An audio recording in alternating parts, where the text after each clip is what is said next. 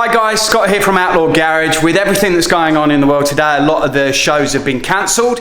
So what we're going to do is take the opportunity to show you around the bread van and some updates on that. So let's get down to the garage and crack on. Hi guys, now we're in the garage with the bread van. We're going to take you through some of the details and the work that Yamas did on it before it came over to Dubai. Talk you through some of the challenges and issues that we had with the bread van, and then we'll talk you through some of the upgrades that we've done over a period of time. So we've got a nice spot here, well lit, so let's crack on. As you would have seen from the photos on our Instagram page, we used to have indicators on here. We've smoothed this off. These have been taken all the way back to bare metal, and we've repainted this. As you would have also seen, we had a show at the Autodrome recently, and somebody sat on the bonnet and cracked it here. That was predominantly because somebody sat on it, obviously, but also the majority of this was bog. So I think we can hear now that that's pretty solid. The bog that was underneath just cracked, and it wasn't attached to any metal at all, so it was just a void really.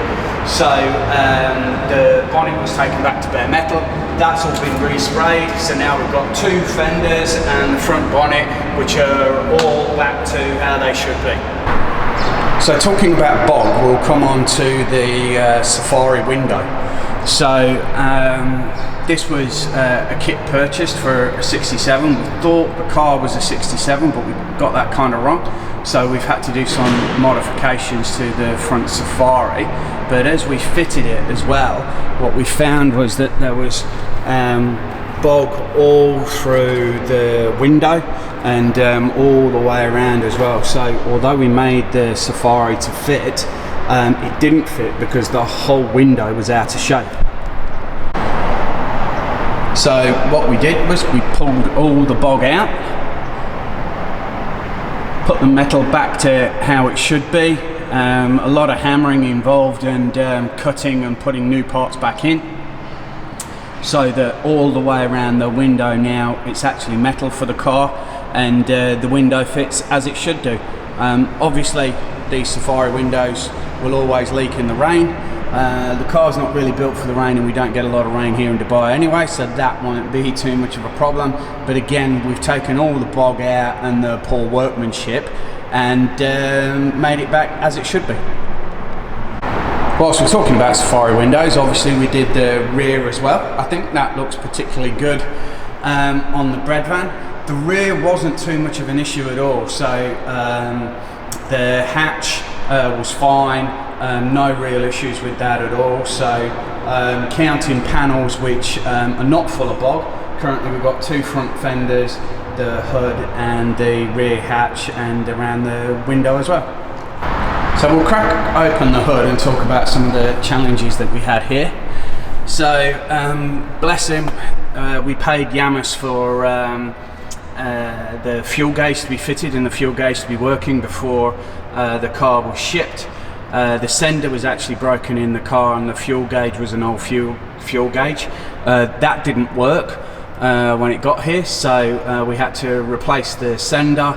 It does need a resistor putting in at the moment because it marks full okay, but when it gets to halfway, that means the tank's empty, so we've got some matching to do there.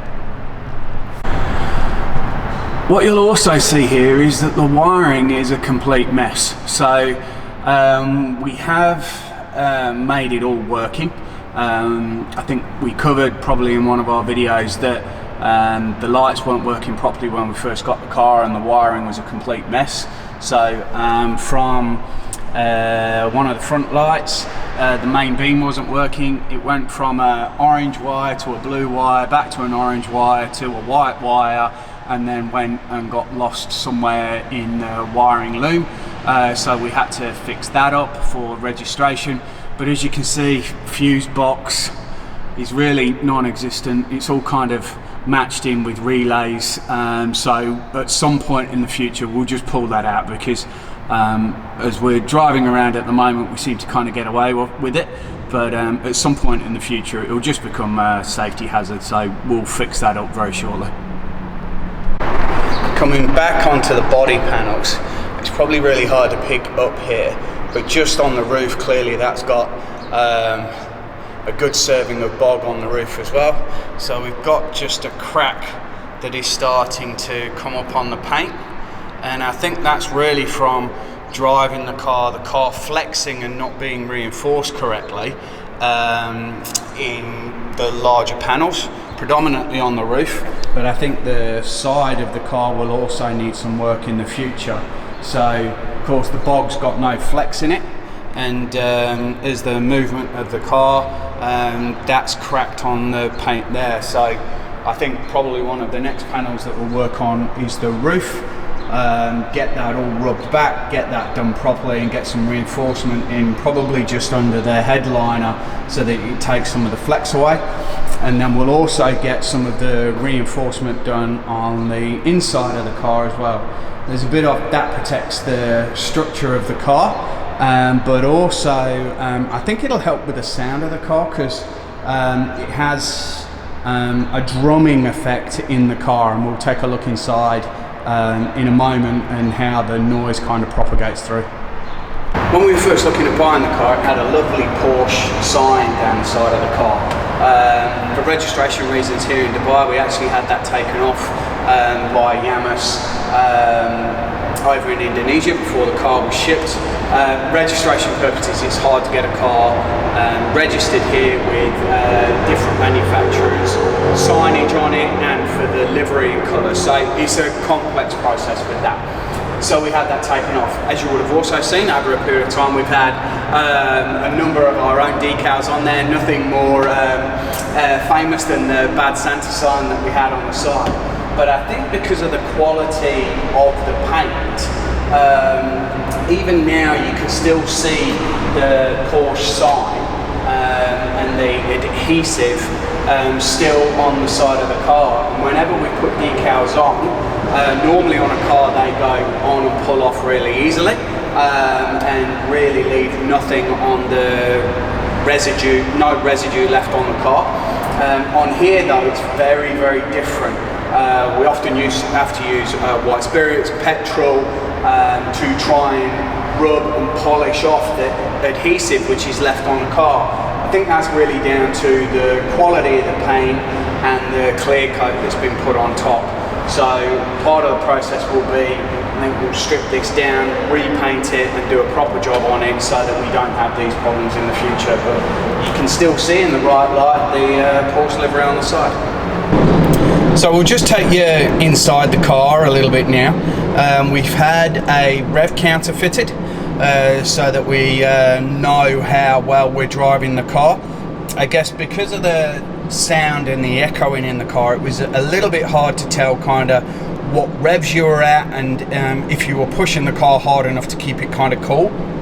So the rev counter really helps with that. We have got a temperature gauge fitted as well down at the bottom. We've fixed the fuel gauge, and we've fixed a number of the gauges that weren't kind of working here. What was really frustrating was that this car apparently came from a very reputable garage, Yamas, and what had happened is that they'd wired the generator light and the oil pressure light incorrectly, so they were the wrong way round. So the idiot lights, it appears, were wired by idiots. So we corrected that to make sure that they were providing the right indication as they should be. Other elements of the car, obviously when we tried to get it out of the sea container when we first got it, there wasn't a battery installed, and all the connections for the battery were poor, to say the least. I think they really just took the battery out just to be cheap, so that was pretty disappointing when it turned up. We couldn't even really get the car started. Whilst we're in the car, we will talk about the gearbox. So this is the movement in the shifter now.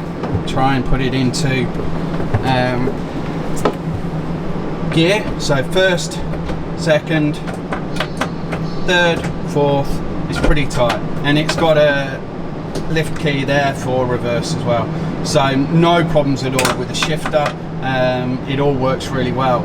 The issues that we were having were that the linkage at the rear was particularly poor. And in all honesty, the gearbox was shot. So the synchro for second gear was shot and hammered, and fundamentally the gearbox was done. When the car first arrived and we had it in Len's driveway that we were doing some work on it, the gearbox was leaking all over the place. It had not been prepped at all properly. I'm surprised when it was in their showroom that it just didn't leak all over the floor. I don't know how they didn't spot that, especially when they were driving the car. So we have actually replaced the gearbox, had it opened up as well, the spare that we had, and everything's perfect inside. It had been reconditioned and nobody had used the gearbox, so now the gearbox and the shifting mechanism is fantastic on the car. So we'll skip through to the engine now. I think when we first showed some videos of the engine, it didn't have the air filter on, and there was a whole lot of wiring that had been missing from the engine. We tried to take it up Jace for the first time. We got a video on that, and the car died. Lost all compression on all 4 cylinders, and it just died. Wouldn't start at all.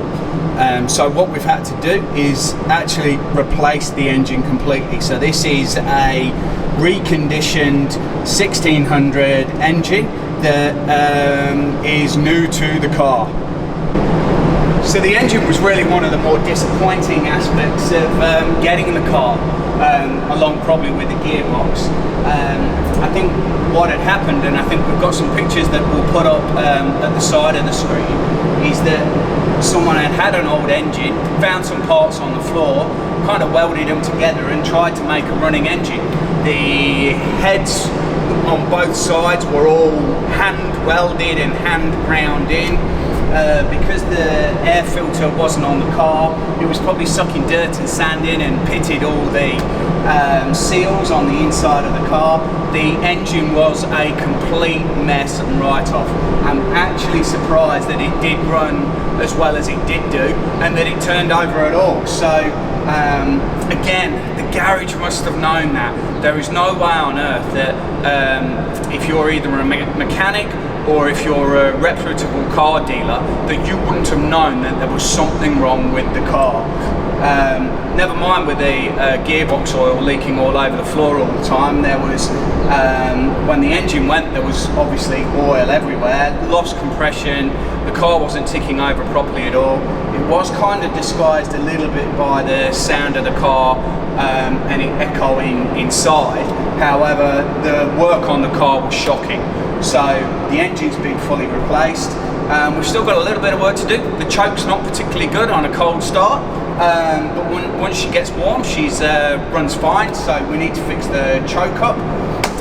But other than that, she runs like a dream now. Just what a shame. So I think what we will do is we'll take the old engine and we'll recondition that ourselves and probably use that in another project in the future.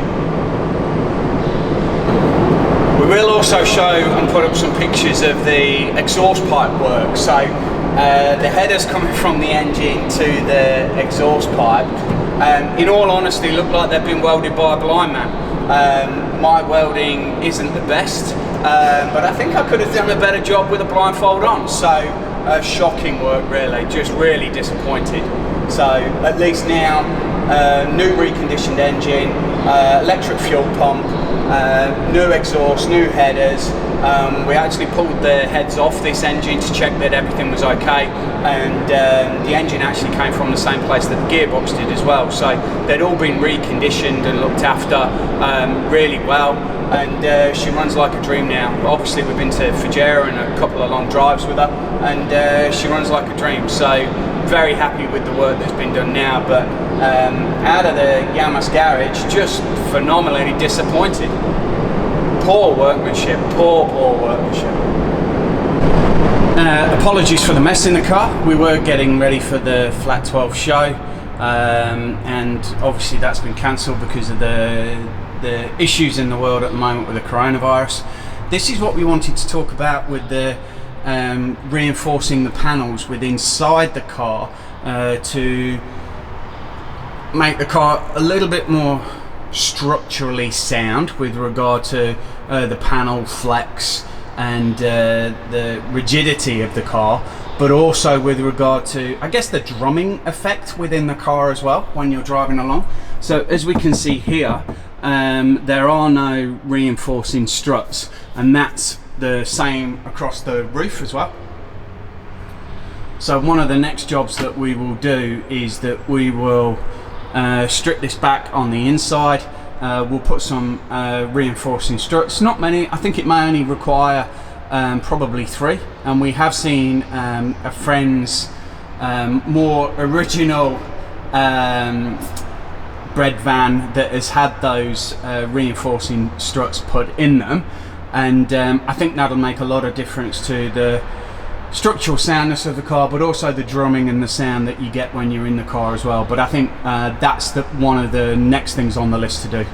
As you can see, it's on both sides, so it needs doing both sides and then probably across the top.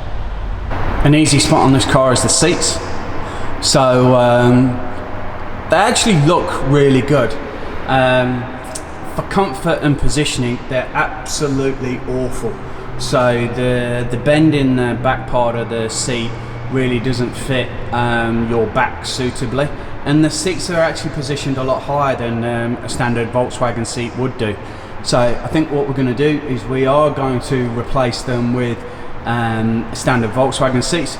Probably want some comments below about what you'd like to see, either the material done in or what you'd like to see with the passenger seat. So some thoughts is that on the driver's seat we'll put a standard Beetle seat in, and on the passenger seat we might convert that to a dog bed, put a crotch cooler on the outside, and install a fan under the dash, so that Jiggy can have a place to sit and be in the car with us when we're going on our adventures. Poor Jiggy hates the 930 because the seat's not quite large enough for his ass, but I think we might be able to make this into quite a comfy little spot for him. So now we're going to talk about the wheels. These are not the original wheels that were fitted to the car. It had a set of fake Fuchs on it when we first got the car, and they had Porsche adapter plates on it as well. What had happened was that as they manufactured the adapter plates, they were really badly made. So on each side of the plate they'd had bolts to help with the adaptation from one wheel to another. But what they'd done was that they'd not balanced the plate at all. So on one side of the plate you can have different length bolts. The bolt pattern was completely out. So originally we thought we were having brake problems at the front of the car, but the primary issue was the wheels were completely out of balance. There were some brake problems, so I'll come to those in a moment, but fundamentally the whole car was out of balance.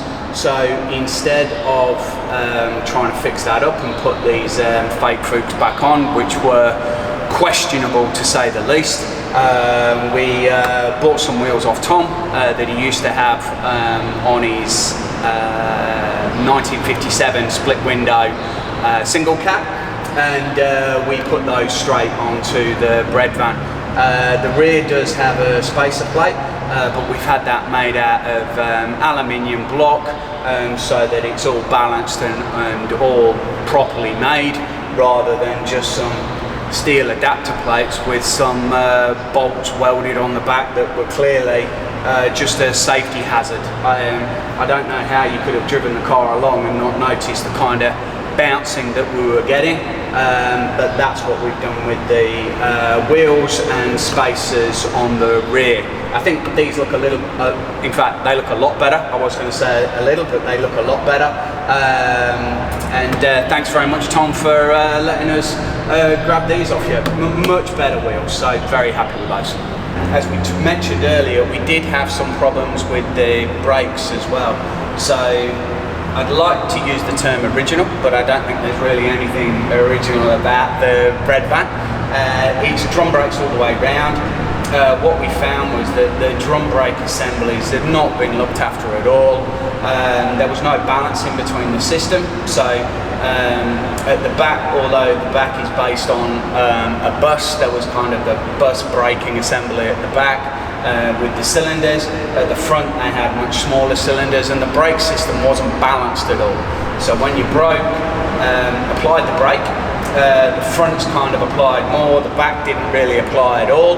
And because of the assemblies had not been looked after or overhauled at any point, fundamentally the brakes were useless. It was a little bit hard to tell the difference between coasting to a stop and applying the brakes and stopping. That's all been done now, so the brakes at the front and the rear have been overhauled, cylinders have been changed, they've all been balanced so that the car now brakes as well as an original car would do on drum brakes all the way around. I think at the moment it runs safely and there are no problems with the brakes. I think in the future we might change the front ones to disc brakes, only as a personal preference. The car really doesn't go fast enough to be concerned about the brakes as they are. It's mainly around other drivers and making sure that when they pull out in front of you and stop, that you want to be able to stop as quickly as they do.